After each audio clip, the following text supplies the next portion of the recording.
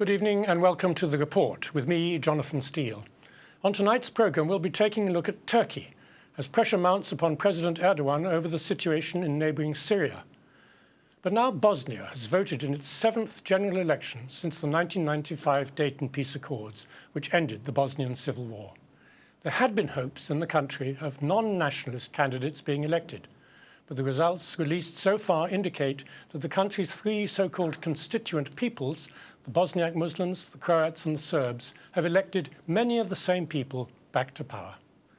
But in a country said to have endemic corruption and still reeling from the effects of devastating floods earlier this year, change was thought to be absolutely essential. Nathaniel Amos Sansam has more. Almost 20 years after the end of one of the bloodiest European conflicts since World War II, the 7th Bosnian general election was conducted under relatively free and fair circumstances. But as the results came in across Bosnia's 6 layers of government, the election has shown the limits imposed by the current political system and the enormous political, economic and societal challenges that the country faces in the years ahead. In the early hours of this morning, it became clear that nationalist leaders had won the tripartite presidential elections, with the results of the country's parliamentary elections still outstanding. Bakir Izetbegovic, the incumbent winner for the Bosniak Muslims in the country, struck a conciliatory note that he was willing to cooperate with any party determined to tackle the main challenges that the country faces. Da ipak ne istrčavamo sa koalicijama.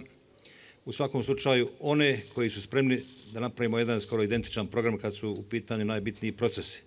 Pokretanje Bosne i Hercegovine iz ovoga reformskog zastoja, dakle, ka euroatlantskim integracijama.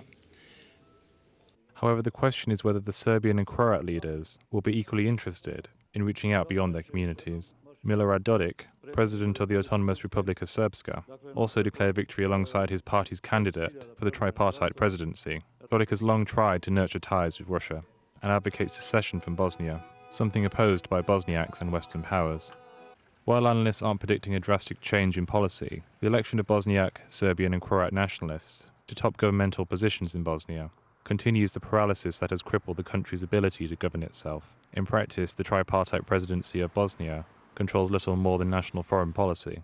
However, the presidential results may be an indication of the continued polarization in the country's parliament, all of which is a far cry from the hopes following the anti-corruption protests in February, which crossed the ethnic divide of the country. Unemployment in the country is over 40%, and the inability of the government to foster economic growth in recent decades has led many to lose faith in government and established politics, with turnout in these elections running at only 54%.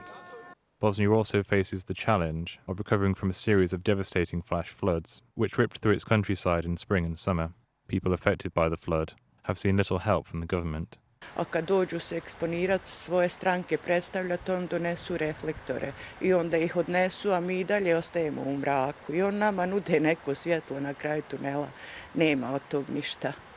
Mi smo svi sigurni u to da ga nema.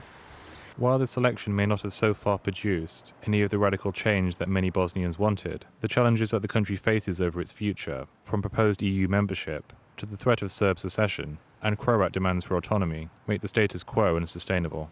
But as things stand, there is no clear-cut solution to the Bosnian situation. Nathaniel Amos Sansam, The Report. Well, joining me to discuss these Bosnian election results, we have Balkans researcher Edin Dedovic and journalist Nidzara Ahmetasevic on Skype. And on the phone, we also have Andy McGuffie, who is spokesperson and head of communication for the European Union's Special Representative. Let me start with you, Edin. I mean, did anybody win this election? Who won it? There are a lot of answers to this one simple question, really. The Social Democratic Alliance seems to have, that's a Bosniak party, they seem to have done a complete clean sweep of the elections in Bosnia, in the federation. Bakir Izetbegovic has taken the presidency, and the Social Democratic Alliance has taken the results for the two parliaments. But that's kind of, it's all the same, really. Everyone expected this would happen. Voters voted once again on national lines. And you can declare the victory for the Social Democratic Alliance, but for the people, this is kind of a different story. With a voter turnout, 54%, 33% voted for Bakir Izetbegovic. That's less than a quarter of the country voted for this man to represent them as the president of the country. One of the victors, I guess you could say, of the election was the Democratic Front movement. And this is a new political party that came in 2012, came on the scene, led by Željko Komšić, who was the previous president of the Bosnian Croats. And he seems to have, with his new party, he's taken a more step to challenge the status quo within Bosnia. And this is kind of a movement towards change. It doesn't mean there will be change in the next 4 years, but it means that it shows that the voters within Bosnia were, I guess, sick of voting for the same people within the country. But does he somehow represent the anti-corruption people who were very active in the streets in the spring?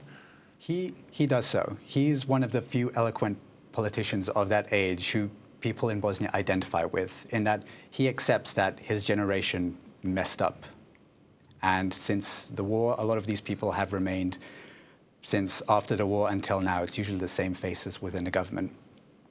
Željko Komšić, he's pretty much the same face, but he promotes new faces to come along and challenge these old faces. He was part of the SDP, another political party within Bosnia, but he decided to leave because they became part of the problem once more. So in April 2012, he created his own party, and this is kind of building up support. It's going to be difficult to just, as a political party, make changes yourself. There's still underlying problems within the country where a civil society still needs to be developed to kind of boost change from both up above and down below. From bottom up and top down. Yeah. Let me just bring in Nidzara Ahmetasevic. There's this whole issue of the Constitution. People say that the Constitution that was laid down by the Dayton Peace Accords is discriminatory and needs to be changed. Do you think there is a chance, a political will among these people who've just been elected to start thinking about that seriously and getting on with it? No, there is no chance. I'm deeply disappointed with these results of the elections, not because the nationalists won again, because it's not true. As Edin just said, Demokratska Fronta is not a nationalist party. But I have just to disagree a little bit with Edin. Željko Komšić was not and is not somebody who represents people who were on the streets last summer and this spring. I was one of them. And Željko Komšić is not somebody I support or not somebody who supported me when I was on the street and when I participated in plenums. Željko Komšić is part of the problem, as many other parties here. If they will be willing to change a constitution, maybe they will say so, but I'm not sure that there is a solution for our constitution. The problem is that in this country you have many people, as myself, who do not belong to one of the three groups.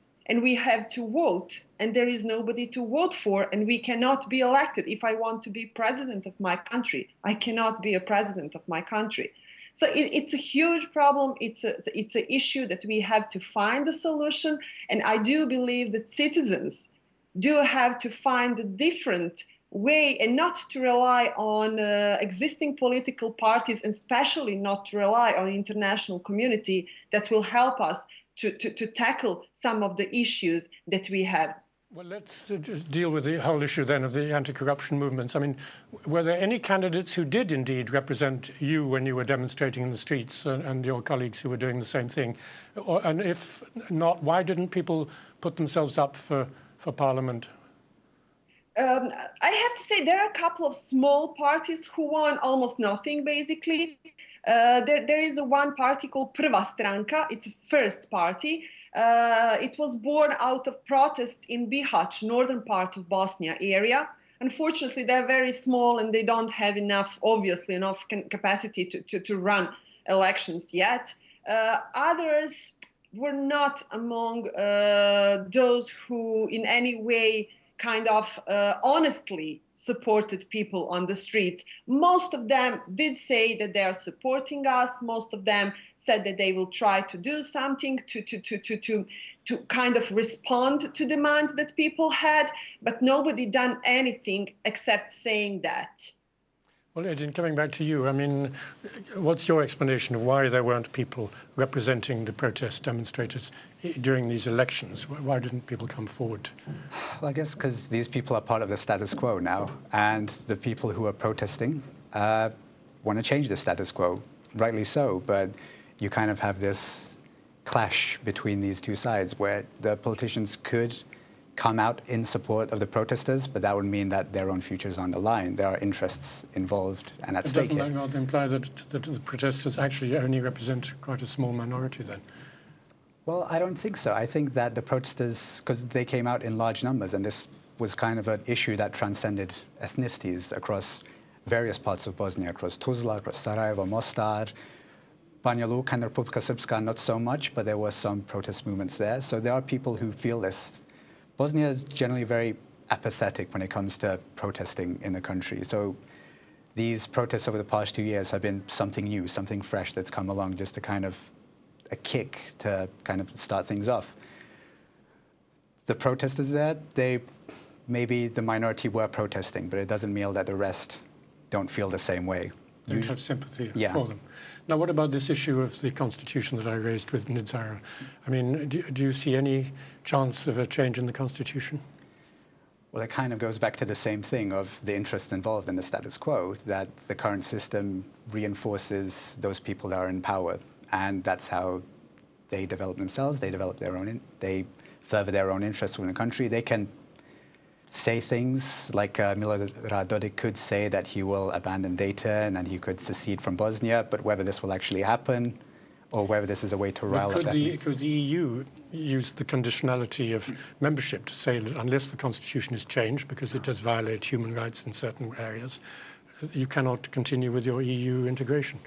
Well, this is kind of another slight problem within Bosnia, in that the EU isn't seen as this ideal that the country strives towards anymore. That may have been the case maybe 5 or 6 years ago, but right now there's some fatigue within the country that the EU process has kind of stalled.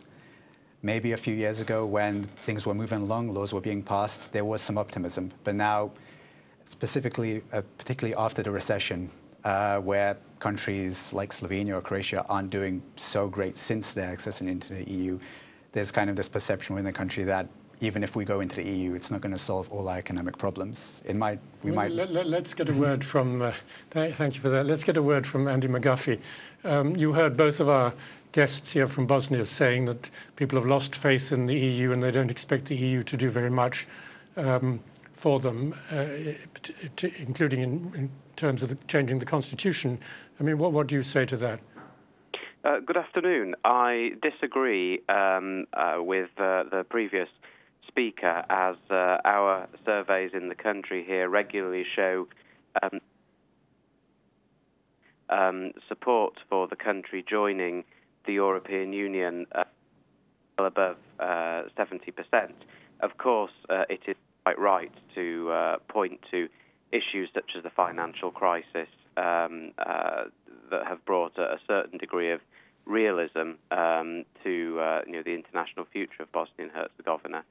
But the committed to Bosnia and Herzegovina becoming a member state in the future, irrespective of who is in government, and indeed say that EU integration is a goal for them. We heard Presidency member Izetbegovic say that last night. We have, in the past 3 years, which is to try and open up some of these issues, including constitutional reform, and we will continue to do so. I'm sorry, your line unfortunately seems to be cutting out and breaking up a little bit. Let me come back to Nidzara. I mean, how do you react to what Andy McGuffie say, that people are still relatively enthusiastic for EU membership, at least 70% supported? To be very honest, in this country, especially today, day after the election results, we are not enthusiastic about anything, not about EU, not about any kind of future. We are just desperate. We have no idea what should we do now. We are lost, and the EU have not done enough to help us.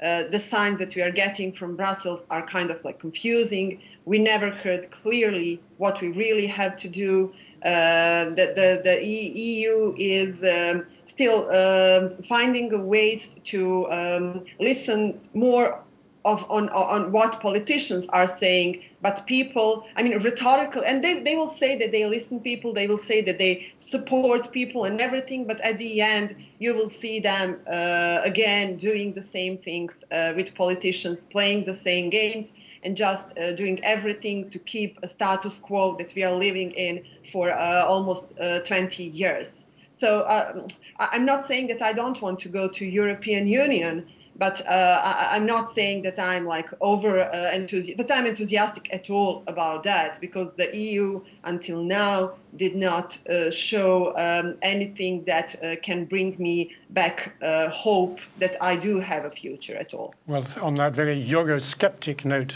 use a word in the British debate, we'll have to end. Time has run out. Thank you very much, Edin and Nidzara and Andy McGuffie, for taking part. Now, as MPs in the British Parliament,